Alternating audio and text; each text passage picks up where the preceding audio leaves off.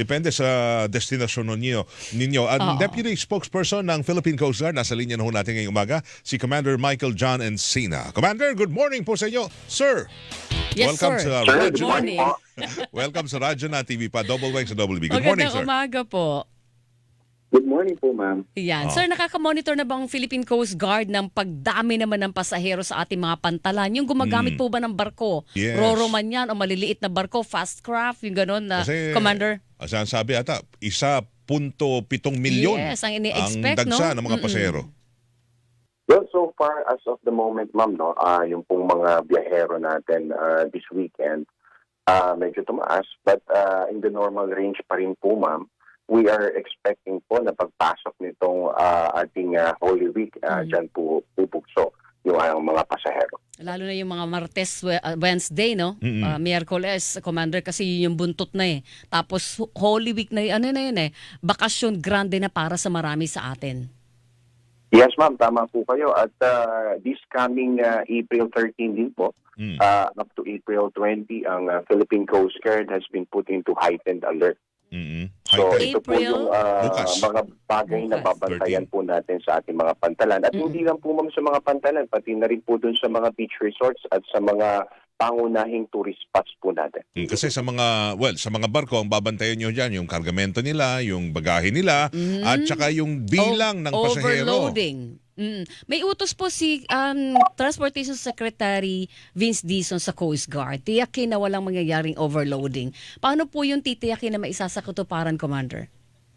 Yes, ma'am. No, actually, the past days po, ang ating butihing Secretary Vince Dizon, together with the Marina, PPA, at tayo po sa Philippine Coast Guard has signed a memorandum circular po regarding po dito sa no overloading. Meaning, wala po tayong papayagan na lalagpas dito po sa safety safety net ng dami ng mga pasahero. At hindi lang po mga pasahero, pati na rin po yung mga kargamento. We will ensure and verify lahat po ng mga nilalagay dyan ay naaayon po sa safety weight po na recommended po para sa ating passenger vessel at cargo vessel po. Kasama na dyan yung mga sasakyan na tawag nila rolling cargo, di ba? Roro vessels. Oo. Ganun. Yung mga sasakyan, yung mga sinasakyan sasakyan, sa mga roro. Yes, tama po kayo dyan. Kasama po. Aside po doon, yung pong kanila pong stocking, yung proper na pagpa-file po ng mga sasakyang ito ay atin din pong mahigpit na titingnan at i-inspect para po ma-ensure natin na kahit po during the course ng kanilang navigation ay nakasecure properly po itong mga ito. Kahit yung mga nabanggit nyo, yung mga tawid isla lang, gaya nung nangyari, nung nakaraang taon ba yun? Yung naalala mo dyan sa may area ng Binangonan? Patawid ng Talim Island. Yan. May bantay na ho tayo dyan para masigurong hindi sobra-sobra ang sakay. Sure, tama po kayo dyan. No? Aside po sa additional personnel na nilagay po natin sa Coast Guard Station Rizal, we also deployed po a floating asset para po meron po agad-agarang makakapag-responde just in case may mga incidents po tayo. Huwag naman po sana. No? At aside po dyan ay magdi-deploy po tayo ng additional na mga pre-departure inspectors para po ma-double check natin at ma-ensure na lahat po ng mga kargamento, hindi lang po yun, pati po yung mga pasahero wearing life vest po at mga PPEs po natin. Paano po ninyo tinitiyak, paano niyo po tinitiyak na walang kontrabandong maipapasok sa mga barko? Kasi, di ba, may papasukan ka lang dyan terminal sa mga pantalan, pero karaniwan, isa lang ang X-ray machine na ginagamit doon, Commander Yes, tama po kayo dyan, ma'am. Ang PCG po has the most number of K9 teams. So we are deploying ito po ating mga K9 personnel. We have various types of K9 dogs to detect illegalities at ito pong mga possible na pwede nilang mga ipasok na mga kargamento na hindi po naaayon sa ating safety and security protocols. So yung po ating mga K9 teams ay patuloy na magpapanel, magkakandak po ng paneling all over the terminals. I-ensure po natin na yung mga kargamento ay mapapanel din po. ng ating mga canines before po sila pumunta sa mga barko. Nabanggit nyo kanina, Commander, yung floating assets. Oo. Pati rin ho ito sa mga karagatan natin, may mga floating assets tayo para ma-intercept kung ang vehikulo o vessel, either cargo o passenger, ay libre sa mga, alam niyo, kontrabando, droga, para maiwasan natin yung sinapit ngayon ng isang vessel sa South Korea. Oo, na may puno ng nakasakay pala Filipino sa crew. engine room. Sa engine room mismo. Na may mga 2 toneladang cocaine. Oo. Yes. Aside po dyan, sir, no, yun nga po yung sinasabi natin na yung random canine paneling natin, hindi lang naman po yan para po sa mga kargamento. Ginagawa din po natin yan on board the vessel. And even yung pong mga engine rooms, yung mga other compartments ng barko, sinecheck po din natin yan.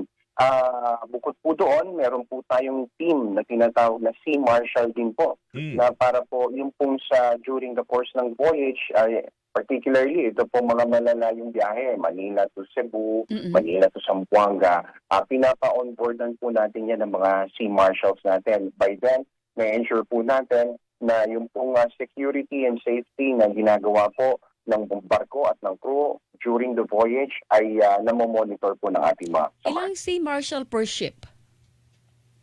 Usually, ma'am, meron po tayong body system po yun. Oo, Dalawa. May tropa po tayong dalawa na nag-on board na rigorously nagkakandak ng routine inspection. So yung buong biyahe na yon, sakay yung Sea Marshal natin hanggang makabalik? Yes po, tama po kayo dyan, ma'am. No? So ito po yung ating kinukumit sa mga vessels and shipping company, particularly kapag po yung voyage ay medyo matagal at malayo. Ito po ay additional layer of security natin para po ma-ensure na ito pong paparating na Semana Santa ay magiging safe para po sa lahat ng ating mga pasahero. Ano po yung protocol sa mga tauhan ng Philippine Coast Guard? Bago maglayag ang isang barko, di sumasampa sila, di ba? To check if everything is okay. Tapos syempre kung tama yung bilang ng mga pasahero, ganun po ba yun? I-check mo yung manifesto. Yes, tama po yun, ma'am. No? We are in close coordination with the PPA, at the same time with the Marina, dito po sa paparating na Semana Santa and influx of passengers all over the ports and terminals sa ating bansa. Chine-check po natin yan. Nagkakandak po tayo ng tinatawag na pre-departure inspection kung saan iniisa-isa po natin yung pong mga pasahero, kung ito po, yung pong dami nila ay naaayon sa safety standards set forth by the Marina. At the same time, yun naman pong master of the vessel is also submitting yung tinatawag po natin na MDSD or yung Master's Declaration of Safety Departure. Meaning, aside po sa inspection na ginawa po ng Coast Guard, yung pong crew din ay nag-conduct din po ng inspection at yung pong master ay nag-set ng kanyang affidavit para po masabi na ang barko ay ready na maglayag. Okay. Yung manifesto, tinitiyak yun. Ako magigil ako sa manifesto, Commander, kasi palagi na lang kapag may disgrasya sa karagatan, palpak ang manifesto. Yes po, at ito po yung ating mahigpit na ipapatupad, particularly po this paparating na mahal na araw. Yan po ay ating imo-monitor ng maigi. Ang ating pong mga district commanders has been given directive ng ating pong komandante, si Admiral Ronnie Hilgaban, na maging mahigpit sa pagpapatupad ng monitoring ng mga pasahero, particularly ito nga pong overloading. Gaano karami yung mga personnel ho ninyo na i-deploy ho ngayong buong Semana Santa? We will be deploying 17,000 Coast Guard personnel all over the country to check and inspect ito pong mga vessels. At the same time, yun nga pong overloading. At hindi lang po yun, sir, like what I've said, hindi lang naman po ito ang ginagawang trabaho ng PCG. Pati na rin po yung ating mga beach resorts, magkakandak po tayo ng recreational safety enforcement inspection sa lahat po ng mga pangunahing beach resorts. Kasi hindi lang po yung sa paglalayag ang ating binibigyan ng pansin kapag mga ganitong panahon. Pati na rin po yung bugso ng dami ng mga turista na pumupunta sa beach resorts, in which minsan po, kaya po kami nananawagan sa ating mga turista na always follow the safety guidelines May ng mga resorts natin. May mga fast craft ba yun na tumatawid sa isla, sa Visayas, na nakakatakot ang alon, di ba? Totoo. Pag yung fast mga craft, tao ganun nandun, talaga eh. Grabe, pumapasok na yung tubig. Sanay na sila sa ganun. Diba? Takot-takot sumakay doon. Yes, Pero mabilis yes, talaga yun, Opo. Commander, Mabilis talaga yun. Safe pa rin ho ba yun, mga ganyan? Kahit na nagsisigawan na sa loob eh. Well, kasama po yan sa mga panawagan natin sa ating mga shipping lines na gawing safe yung pong pagbabiyahe nila. At syempre, kasama po din naman sa minomonitor natin yan, yung feedback din po ng mga pasahero ay aming tinitingnan. Kapag may mga reklamo po, agad-agaran namin silang pinapatawag at pinapa-extra na. Yun. Alright, good luck. Commander, maraming salamat po sa oras ninyo ngayong umaga. Salamat.